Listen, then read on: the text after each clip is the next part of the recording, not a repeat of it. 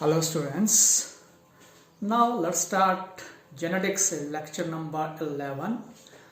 Myself Naveen Sharma. I have my own channel, that is Naveen Sharma Biology. Today this is lethal gene and pleiotropic gene. We will discuss about that today. lethal means घातक, ठीक है, हिंदी में घातक बोलते हैं. तो ऐसा gene है जिसके बारे में हम यहाँ पर आज पढ़ेंगे. तो lethal genes डेफिनेशन देख लेते हैं. दो genes which kill the organism when they are able to express it effect. ऐसा जीन जो ऑर्गेनिज्म को क्या कर सकता है, किल कर सकता है, उसे हम लीथल जीन बोलते हैं. अब कब किल करेगा? It can be dominant phase में हो सकता है और रिसेसिव फेज में हो सकता है. Dominant lethal gene cannot remain in population even in heterozygous condition. अगर वो lethal gene आ गया है तो वो पॉपुलेशन में सरवाइव नहीं करेगा, चाहे वो डोमिनेंट फेज में है चाहे वो रिसेसिव फेज में है. अब लिथलिटी क्या होती है, इससे रिलेटेड तीन तरह से लिथलिटी होती है इसमें. एक एब्सोल्यूट होती है, सब लिथलिटी होती है, एक डिलेड होती है. As the name indicate, absolute means organism individual die at the embryonic stage. अब जो भी ऑर्गेनिज्म है जिसमें लिथलिटी होनी है, जो एब्सोल्यूट बोलिए, एब्सोल्यूट मीन टोटल मीन्स जो लिथलिटी हो रही है एम्ब्रियोनिक स्टेज में हो रही है. एम्ब्रियोनिक स्टेज आप समझते हैं, जब भी जाइगोट फॉर्मेशन होती है उससे एम्ब्रियो बनता है. उस एम्ब्रियो में जो डेवलपमेंट होती है वॉर्म के अंदर, ठीक है ना, तो उसको एम्ब्रियोनिक स्टेज बोलते हैं. तो उस एम्ब्रियोनिक स्टेज में ही उसकी क्या डेथ हो जाती है. अगर वो बाहर आ भी गया बच्चे के रूप में तो बहुत अर्ली चाइल्डहुड में कुछ दिनों बाद उसकी डेथ हो जाती है. वो एब्सोल्यूट लिथलिटी है. दूसरा sublethality, die before enter in reproductive stage. अब रिप्रोडक्टिव स्टेज कब स्टार्ट होती है? Generally reproductive stage male female या लड़की और लड़कों में थोड़ा सा अंतर होता है. तो 12 से 15 साल में लड़कियों में और 14 से 16 साल में लड़कों में. तो उस स्टेज में एंटर करने से पहले ही सब लिथलिटीज को बोलते हैं.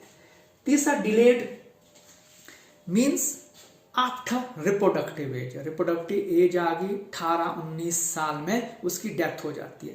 तो एक एग्जाम्पल और भी, यहाँ तो सिकल सेल एनीमिया पढ़ेंगे. जब मैं पंजाब यूनिवर्सिटी में पढ़ता था, एमएससी कर रहा था, तो मेरे सर थे एक, मतलब कि कपल था, मैम और सर थे. उनके बेटे को मस्कुलर डिस्ट्रॉफी थी, तो वो भी इसी से रिलेटेड थी. तो वो भी 18-19 साल में उसकी डेथ हो गई थी. That was muscular dystrophy. That is also example of lethal gene. तो यहां पर जो हम एग्जाम्पल लेंगे लीथल जीन का, वो है सिकल सेल एनीमिया. एनीमिया आपको पता है, खून की कमी. यहां पर सिकल सेल है. सिकल सेल का मतलब दराटी की शेप के हीमोग्लोबिन, जो एरेथ्रोसाइट में हीमोग्लोबिन है वैसा हो जाता है, ठीक है ना. जो ब्लड जाना है जो उसमें है, उसका शेप कैसा हो जाता है, दराटी की शेप का हो जाता है. इसलिए इसको क्या बोलते हैं, सिकल सेल एनीमिया. अब होता क्या है इसमें, आपके पास पेरेंट्स है, यहां पर शो किए गए पेरेंट्स, ये ऐसा साइन करते हैं, तो याद रखना ये मेल है और ये क्या है, फीमेल है. तो ये मेल है तो इस तरह का है ये मेल, ठीक है ना. इसमें एक जीन नॉर्मल है और दूसरा सिकल सेल इफेक्टेड है. यहां पर फीमेल में भी ऐसा ही है. इनकी मैरिज हुई, ठीक है. मैरिज होने के बाद आपको पता है कि ये गैमीट्स फॉर्मेशन हुई. इस इंडिविजुअल की, इस जो मेल है इसके ये गैमीट्स बने, इसके ये गैमीट्स बने.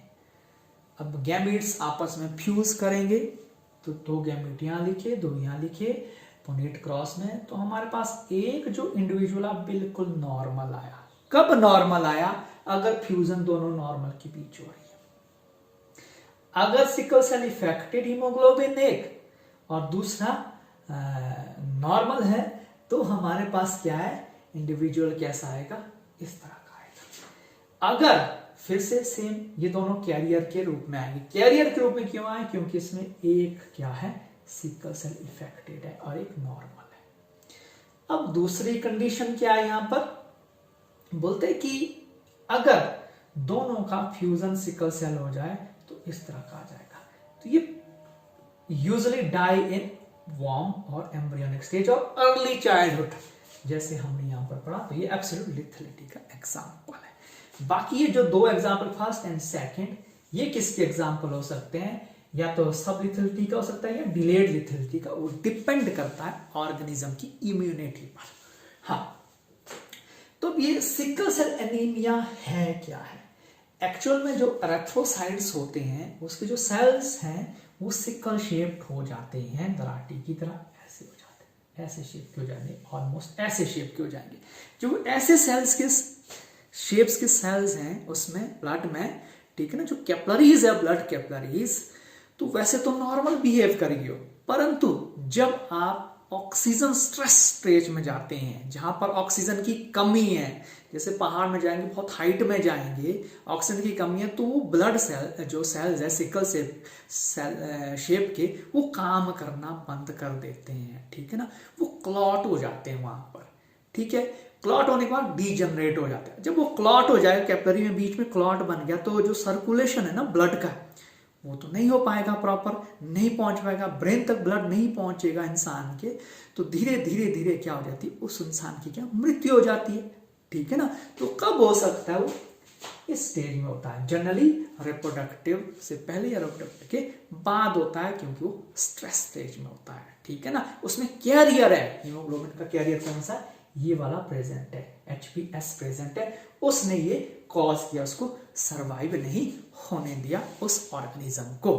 क्यों नहीं होने दिया? उसमें सिकल सेल एनीमिया हो गया, खून में ऑक्सीजन की कमी हो गई, क्योंकि वो डिजेनरेट हो गया, क्लॉट हो गया सिकल सेल शेप्ड होने के कारण, ठीक है। इसको बोलते हैं सिकल सेल एनीमिया, पूरा डिस्टर्ब कर दिया उसने ब्लड फ्लो या सर्कुलेशन। एक और जीन हमने पढ़ना था, इसी से रिलेटेड है, इसका रिलेशन है लीथल जीन के साथ, वह प्लियोट्रॉपिक जीन। प्लियोट्रॉपिक जीन होता है मल्टीपल, बहुत से इफेक्ट्स जो प्रोड्यूस करता है जीन। एक जीन बहुत से इफेक्ट प्रोड्यूस करता है। कैसे इफेक्ट? या तो मेजर इफेक्ट और माइनर, दोनों इफेक्ट प्रोड्यूस करता है।